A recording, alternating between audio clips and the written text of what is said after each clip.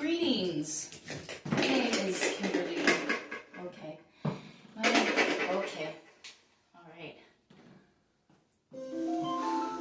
I just spent the last couple of days in a padded cell, and it turns out popularity takes quite a toll on one's mental health, if not properly taken care of. And while I was there, the nurse came over, and she was like, "Excuse me, ma'am, were you aware that your vitamin D levels are extremely low?" And I was like, "Oh, well, doc, that actually checks out because I've been single for about a year. There's not been a whole lot of D in my life." And she just kind of like looked at me, and then like I looked back at her and I was like, "Bad joke." She was like, "Good joke." But I made the best out of the time that I was there, and I had a really cool roommate. She was cool as hell, and our interactions reminded me honestly of what it's kind of like to be married, because we would have bare minimum conversation, but it was still like a dedicated effort, which is marriage in a nutshell. Am I right? Am I right? Or am I right? I'm right. And basically, our whole entire conversation would be, "Good morning," and then I'd say, "Good morning." And that was all we said to each other. That was it. That was the entirety of the conversation. I guess, save for the 3-second eye contact that we would have later on in the day, where it just happened to work out that way. I'd be laying on the bed, reading a book, To Kill a Mockingbird, if you want to know. And she would come into the room, and we'd have like 3 seconds of solid eye contact, where I would silently acknowledge her arrival into the bedroom. But there was no exchange of words, just eye contact.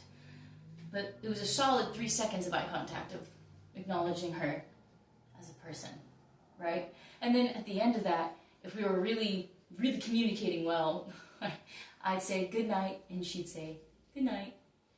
And that was the entirety of our conversation. I just felt like it reminded me of what it's like to be married, honestly. And there was this other patient here that was a colleague of mine while I was there, and I'm not quite sure how it got to this serious point, but there was a death threat made. It wasn't really, I don't think all that genuine. I think she's, she thinks she got caught up in the moment, but for some reason or other, we had gotten into some sort of conflict. And she said to me, "I'm going to kill you in your sleep tonight." But lo and behold, the same woman that gave me the death threat happened to also be the same exact woman who offered me a bowl of her Cheerios the next morning. Tell me how that's not like marriage, honestly. You guys want to kill each other the night before, but then you help each other to breakfast the next morning. Marriage. That's marriage in a nutshell, right there.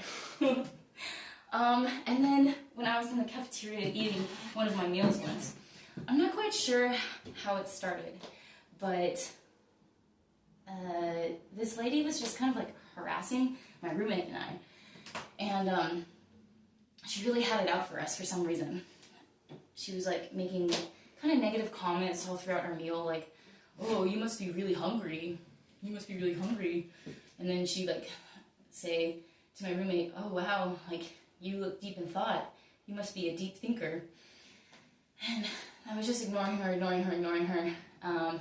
then at the end of it, I was like, I think I'm going to say something because she's really starting to get on my nerves. And then at the end of my meal, she goes, "You have a big appetite, Kim." And she like said my name like she fucking knew me, and I was like, "You know what? I don't appreciate any of this. Since the minute you sat down, I've not appreciated your energy or your presence at all. You know what? If you're telling me I have a big appetite, you should see my husband. Honestly, that's a big appetite. And you put us together, we just never stop fucking. And for the sake that we're on this matter, your glasses, they're way too big for your face, lady. Nice try. I got a big appetite." This is what I said, literally word for word. I said, "I got a big appetite, and your glasses are too big for your face. So I don't want to hear another word out of ya." I said that exact thing. I stood up to a bully, and I feel like now, because of my angel wings, I get to keep my good deeds, because I'm an angel and I got wings. But I will stand up and fight for my own sanity, because I don't care if you think, you know what I'm saying? I was like, your glasses are too big for your face. And if you think this is a big appetite, you should see my husband. We just literally never stop fucking. So You want to come see an appetite? Now that's an appetite. You know, I was like, fuck off, lady. Fuck out of here. Can't stand bullies, my God. But, I should say fiance, not fiancés. His appetite and our appetite together is just constant. And, like, you want to see an appetite, lady? Come through. Come through. Don't try and pest me while I'm eating my meal. You know what I'm saying? You know what I'm saying? And another little tidbit is, like, if you ever get into a fight with your significant other, I really recommend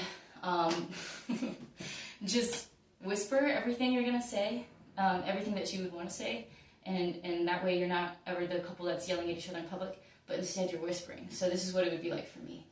Yeah, I just feel like your ex-girlfriend, she keeps trying to tear us apart, and, you know, I guess she's on Netflix and I'm in reverse cowgirl, so it all worked out. To which my pussy responded, why don't you come 3 times this week? You know what I'm saying? You know what I'm saying? So that's a little tidbit. Whatever your fight is in public, just reduce it to whispering and guarantee you and your partner will start giggling because of how ridiculous y'all look. But it saves the relationships and it keeps y'all from fighting. So that's a little tidbit there. I think it's fun, take it or leave it. And then, while I was also at this place where I was getting seen and getting the help I needed, the lady came over and the doctor came over and she was like, okay, so what we're gonna do is we're gonna go ahead and double your dose of vitamin D. And I was like, oh no, doc, that won't be necessary. We actually ran out of all the condoms, and I actually have the condoms. I was like, oh no, madame, that will not be necessary.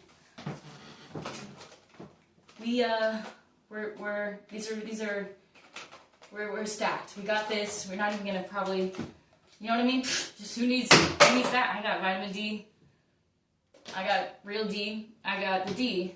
I don't need to knock on wood. You know what I'm saying? I got that D. It's good. I was like, no problem, doc. I've been getting the D. I don't need my husband, my fiance took care of that one. So, thanks. She's like, I'm talking about vitamin D. I was like, I know, I'm talking about the D that really matters.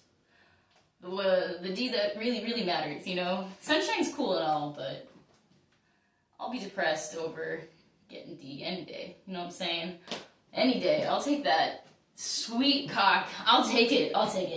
And be depressed without sunshine any day of the year. You know what I'm saying?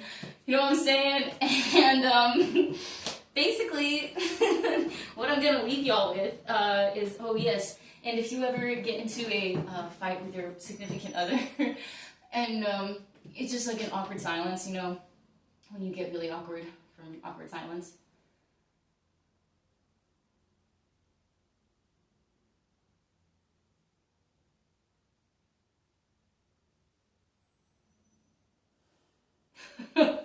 Whenever it gets really awkward sometimes with your partner, whenever awkward silence, do this just for me.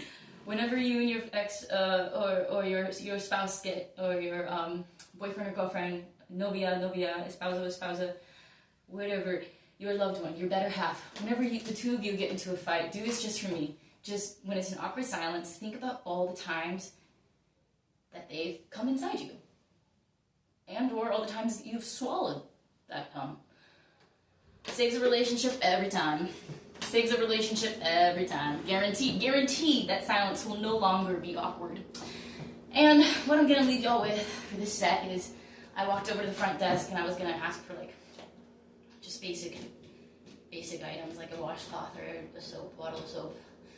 But the guy comes over and he asked me, "What's up, Kimberly? What do you need?" And I said, "What do I need? I need, okay, I'll tell you. I need someone to pay off my law school debt, and then I need a foot rub. Yeah, and then after that, I need a 3-course a la carte gourmet meal." And the guy just kind of looks at me like perplexed and dumbfounded, and he's like, ma'am, this is not a French restaurant. You're in a psych ward. Thank you so much, New York. My name's Kimberly Poncé.